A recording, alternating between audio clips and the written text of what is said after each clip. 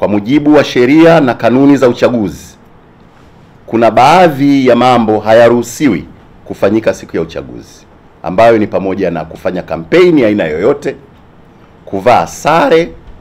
au alama za chama chochote cha siasa,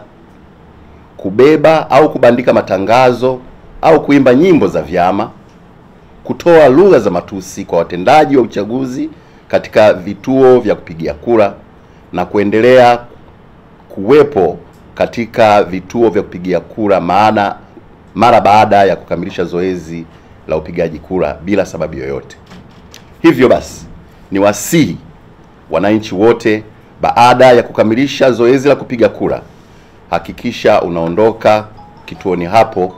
na kuendelea na majukumu yako mengine ili kuepuka uvunjifu wa sheria kwa siku hiyo. Ndugu wananchi, sisi viongozi wenu wa mkoa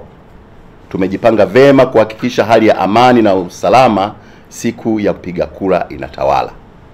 Hivyo niwahakikishie kuwa mkoa wetu hali ya usalama ni shwari, na niwasihi mjitokeze nyote wenye sifa kwenda kupiga kura kwa amani na utulivu, kwani vyombo vya ulinzi na usalama vipo kazini. Aidha, niendelee kusisitiza kuwa ushiriki wenu katika kupiga kura utawapa fursa ya kikatiba ya kuchagua viongozi bora mtakaoshirikiana nao katika kuleta maendeleo kwenye maeneo yenu.